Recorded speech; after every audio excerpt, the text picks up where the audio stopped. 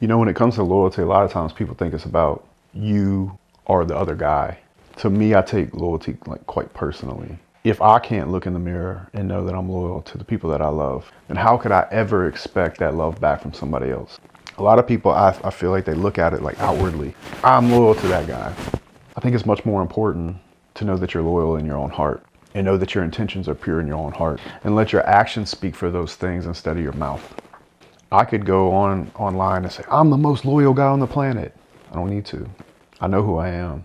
I know what I'm about. I know who I'm going to stand behind. And I know who I'm not. And for me, those things will come out through my actions much more than they will ever come out in my words. Loyalty to me is more intrinsic than it is extrinsic. And so it's very, very important to understand who you are, what you're going to stand for, where that line is, and everything else will take care of itself. So loyalty is something that's very, very much inside of an individual. They know whether they're loyal or not. Because the second they're not loyal, they'll start to disappear. They'll start to break contact. They'll start to fade away. The communications lines will start to cut. And that has nothing to do with you. It has something to do with the individual on the other side. Loyalty is something that you take very personally. Not just your relationship with them, but for yourself and who you are. Because your heart knows whether you're doing the right thing or not. Always, always, always, always. That's what I truly believe about that particular word, loyalty. What about ambition?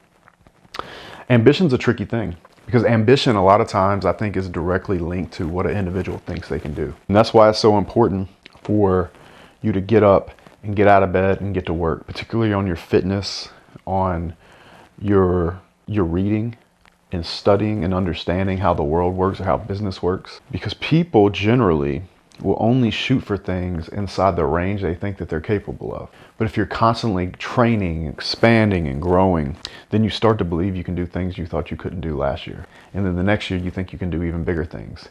And the next year you can do even bigger things. So ambition itself, to me, is when you start to build yourself as an individual, you start to gain confidence and confidence and confidence. And you start reaching further and further and further away from the things that you think you never would have thought to be possible. So ambition is a very interesting thing. A lot of people believe that you're just born with this massive amount of ambition. You know, oh, I'm going to buy all these real estate doors. No, most of the time you believe you're going to buy 1 or 2 rent houses. And then the next thing you know, you understand operating income, net operating income on a big property. Then you understand the debt service. Then you understand how to raise money. And then you understand how to build relationships with people, and all these things start to compound. And then you buy a 64-unit deal out of nowhere and people call you ambitious. I wouldn't say that's ambition. I say that's a young man that trained really, really hard to put himself in a position to do an ambitious thing. And so for that reason, I always push people to do their best to study. There's a such thing called internal growth.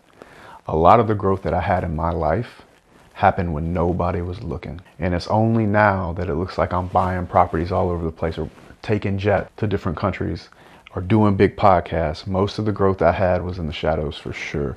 Nobody saw it. I was in a podunk town in Louisiana doing my best to build my confidence towards ambition. Ambition's a tricky word, and I think people lose sight of that.